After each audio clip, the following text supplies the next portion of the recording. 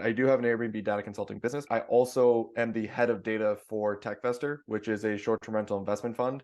Okay. We've raised $37 million in the past year, and we're going to purchase about 70 homes. We'll probably finish off around 75.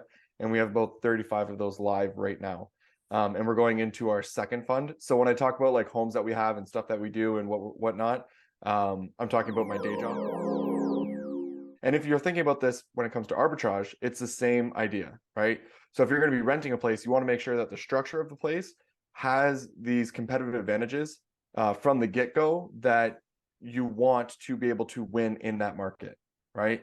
And so that's one of the biggest insights that we have, is that we really, when we're buying these homes, we're almost exclusively buying homes that initially, just the way they're structured, have some sort of competitive advantage over everybody else.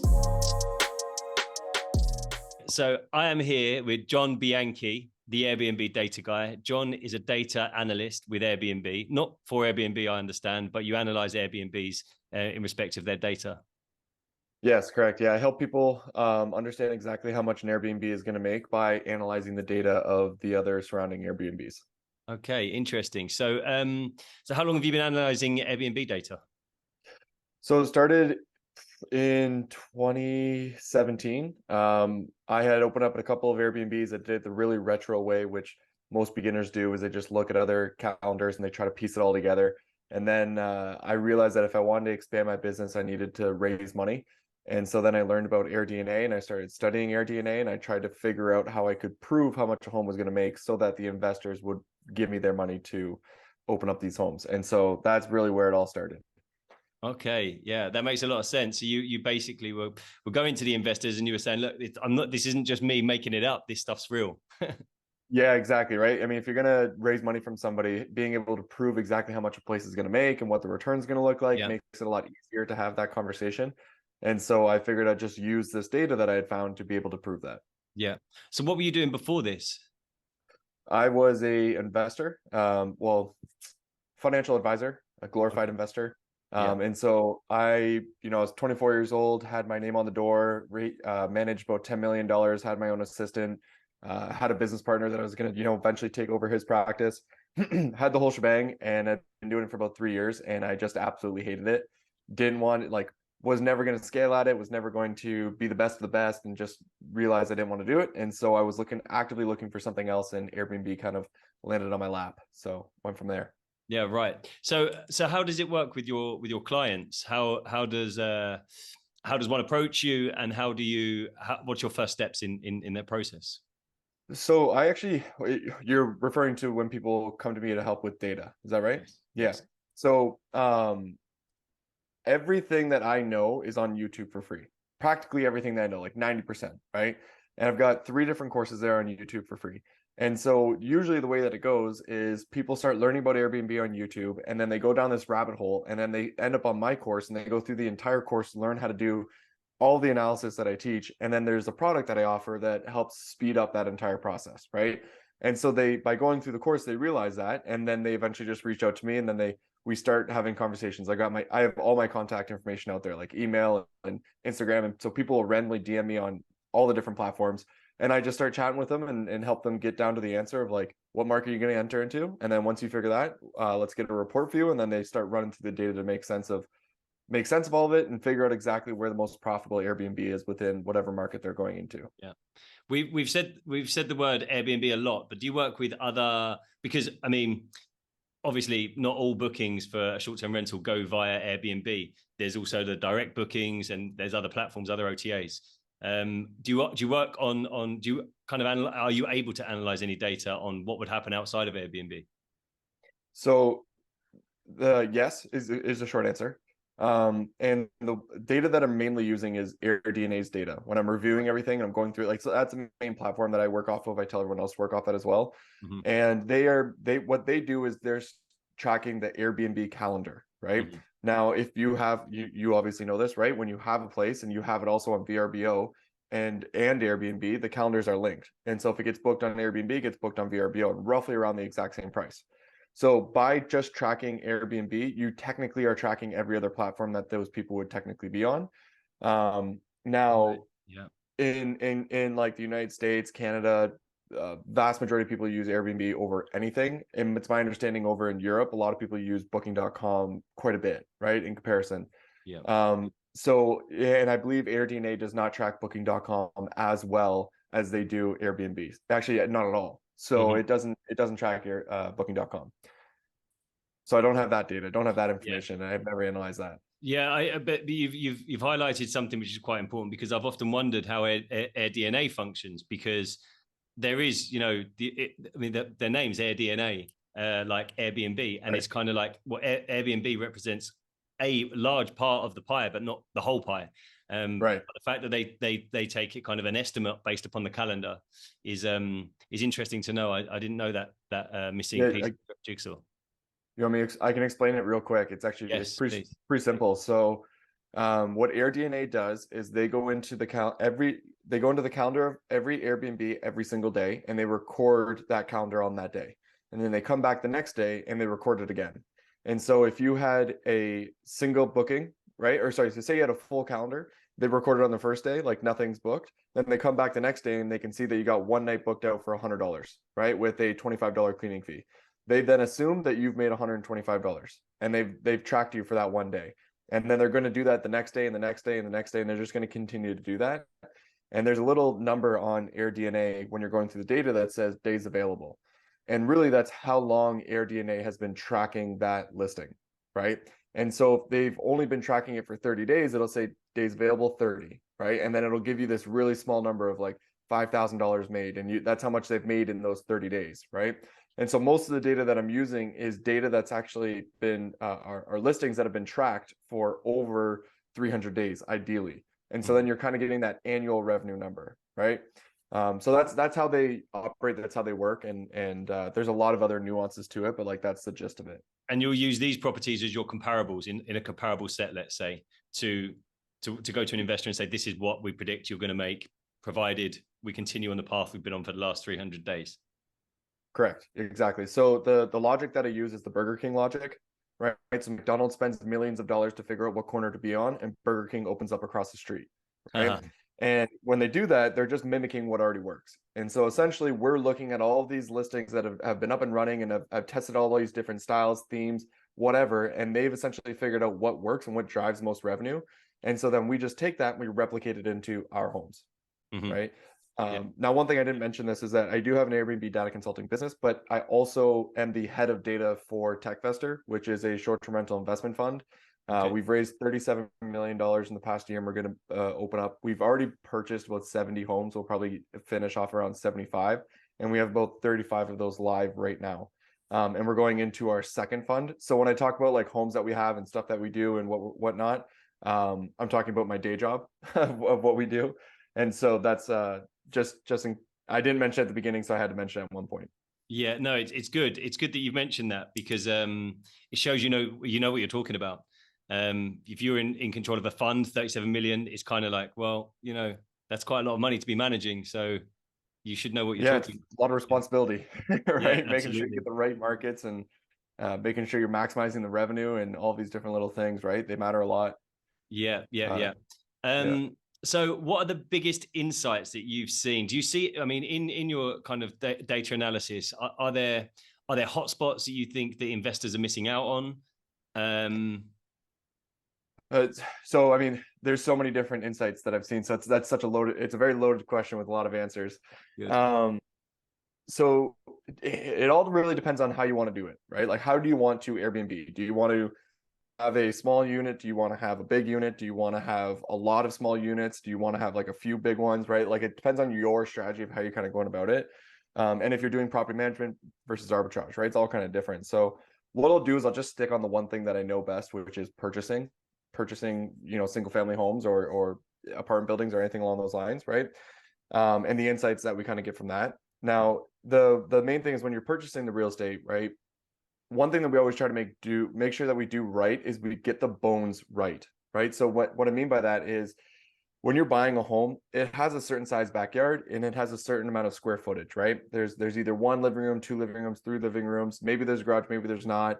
The structural stuff that you really can't change, that matters so much when you originally make that initial purchase. And if you're thinking about this when it comes to arbitrage, it's the same idea, right? So if you're going to be renting a place, you want to make sure that the structure of the place has these competitive advantages from the get-go that you want to be able to win in that market, right? And so that's one of the biggest insights that we have, is that we really, when we're buying these homes, we're almost exclusively buying homes that initially, just the way they're structured, have some sort of competitive advantage over everybody else, right? And you figure out what the competitive advantage is by studying the top listings to understand exactly what their homes have, what they look like, right? And what they're doing right, and what sort of features, amenities that they have that nobody else has. And when I say the top properties, I'm not just referring to the luxury properties. What you really want to do is you want to look at the ones just below luxury, and the ones that are done extremely well, the listings that look beautiful, that kind of have all these really nice amenities. And so the main thing that we've figured out, right, is that if you can compete on value rather than price, you're almost always going to win, right? Especially when you're going into like down markets, because you're providing so much more value that people see that, right? And there's sort of like a disconnection between a home that doesn't have a lot of additional amenities and then a home that just goes over the top. A customer can't determine how much more they should be paying, but they know that they should be paying more, right? And so that number can be essentially stretched quite a bit. And it's all made up. It's like, hey, we've got all of these amenities that nobody else can touch. And we've priced ourselves higher, but you're getting everything else. And people are like, well, they're giving me everything, so I want that, right? And they go for it. Yeah. I know I said a whole lot of stuff there, kind of all over the place, but just to summarize, the main thing is that the biggest insight is to make sure that you get a property with a competitive advantage from the initial structure of it, and then try to add as many amenities as you possibly can and compete on value over price. And that's going to allow you to significantly win in hard times, right? Which is essentially what we're going into right now. Yeah, absolutely. It'd be really interesting to hear your take on the current situation. The current situation with Airbnb particularly. Now, I know there's wider things going on there's things going on in the wider economy, the macro economy, but with Airbnb, it seems to be that during the pandemic, the domestic tourism, I'm talking about the US, predominantly the US, but also it's happened in Europe, domestic tourism kind of boomed. With that boom, so many people went out, got Airbnbs, and now the doors are open. People are heading, they're leaving the US, Canada, and they're going to Mexico, Costa Rica, wherever. They're leaving the country. So now there's there's an increased supply, and the demand's kind of tapered off a little bit. That's kind of how I see things. But what's your take on this situation? That's 100% accurate. So how do I put this, right? Exactly what you just said. Everyone was traveling domestic because that's all they could do, and now everyone's traveling internationally, right? Now, when COVID hit, hundreds of thousands of listings came off of the platform, right? And then over 2020, hundreds of thousands of more came back onto the platform, right? But they weren't coming back in the same places. They're coming back in these sort of like drivable destinations that weren't too far away, stuff like that. And they were also being put up by a lot of amateurs, right? So a lot of people who really didn't know what they were doing. And so what you're getting is you're getting all these Airbnbs popping up that were following a trend. The trend being, we can't go international because of COVID, so we're going to just drive 2 hours from our location and we're going to go to this little remote place that's away from the cities. Well, as soon as COVID is over and everything goes back to normal, these sort of remote driving destinations they're nice, but they're not like the main thing that people want to do. They want to go back to Mexico, they want to go back to Costa Rica, they want to do all this stuff, right? And so what's happening is a lot of these places that people put up, they followed a trend and now they're getting destroyed, right? Like they're really feeling it in those areas. And then on top of that, you also have but then as well, the people who are in destinations that are metros or areas where people were still traveling, right? Or have traveled before COVID, during COVID, after COVID, they're not really getting hit as hard, right? So a lot of the markets that we're in, we're kind of in those steady markets. Like we look for a market that wasn't too affected by COVID, because that gives us a little bit like that consistency of people going there no matter what at any time of the year, right? Or any time of the economic cycle. So your estimate is 100% accurate, exactly what's happening. We see that over and over and over again. And the interesting thing is that the cities actually boomed during this past summer, right? Like they were doing extraordinarily well in comparison to these remote locations. And that's once again just another trend.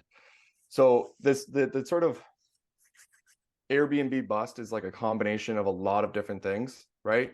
But I think the main thing that you can sort of narrow it down to is a lot of people following a trend and a lot of people putting up really bad Airbnbs, right? And as soon as the travel for those areas constrains a little bit, all of those Joe Blows who don't know what they're doing start to feel it the most, and they start complaining that I was lied to by the internet. You know what I mean? Meanwhile, they took the photos with their phone and like they're doing a terrible job on putting it together and all this different stuff, because we have a bunch of homes and we're not feeling any constraints. Like we're still outpacing what we expected to do. Now, I'm not saying that the entire there's definitely a drop in a lot of different locations. Like a ton of locations from 2021 to 2022 have dipped at like 10, 15, 20%. However, these people who are doing it right within those markets, such as ourselves, not to brag about it, but it's like it's accurate. We are doing it right because we're not getting constrained. If you're doing it right, you're not feeling it nearly as much as the people who just threw it up and hope for the best. Yeah, So, right. Yeah. It's always going to be those that suffer first in any industry, in a constriction of the economy. It's going to be those who are kind of at the lower end of the professionalism of the offering are going to be the ones that suffer first, because they're the less desirable. Yeah. exactly. Yeah, exactly. And so a bit of a theme of this podcast is that, well, it aims to serve as a mentor to hosts. So a bit of a theme is that I ask for a tool that you may use that would help other hosts. Are there any things that you use which would help people in their day-to-day business lives? Would a tool be considered like Airdna? That could very well be a tool. Is that, yeah. Is there? Yeah. I think that's a good one. Airdna works. Yeah, Airdna works. Yeah. Okay. Because I've got two tools, right? Do a little self-promotion for a second, but the first tool being Airdna. Airdna definitely has like the best data. You can go on there, you can make a lot of sense of a lot of different locations, and you can get some quick answers with it, right? Now, the issue with Airdna is that you can't go deep into the data, at least not in an efficient way, right? What I mean by that is when you're getting a location, there's so many tiny little amenities and features that matter so much that you really want to make sure that you're understanding what are the main revenue drivers of that location so that you can maximize the revenue of your potential property, right? And looking at averages for a location is never going to do that for you. You have to study the in-depth information of each individual listing until you come up with that answer. And a really great example of this is that we have two locations that are down the street from each other. They're both 5 bedrooms. The only difference between them is one has a larger backyard and it's making $60,000 more, right? And so if you understand that those little nuances, you can maximize your revenue like crazy. And so my reports that I have and that I create for my clients helps you understand these little nuances by following the process that I teach on YouTube with the report that eventually leads to those types of answers, right? And essentially allows you to win within your market and win during those hard times. So those are the two tools. It's Airdna and my reports, which are referred to as profit maps. Okay, my reports is not one that I'd heard about. Your report. Yeah. All right. John, thank you so much for your time today. It's been a pleasure to talk to you. And if people want to find out more about you and about the service you offer, how will they go about doing so? You can look up my name at the Airbnb data guy anywhere online. You can also look up my name on YouTube, John Bianchi. Just type it into YouTube. You're going to find all of my courses. Go to my playlist on my YouTube channel. I've got 3 different courses on there. I think that if you're going to talk to me or you're going to approach me, or if you're going to reach out to me, it makes more sense for you to actually go to my YouTube channel first and watch my content and watch my courses, because it's going to answer probably half or more of the questions that you're going to ask me in the first place. And then you have an understanding of who I am, what kind of value I offer, and how I can help you. And so that's my recommendation, is just head straight to YouTube. Excellent. John, it's been an education talking to you. Yeah, awesome. Thanks for having me, man. I really appreciate it. Thank you.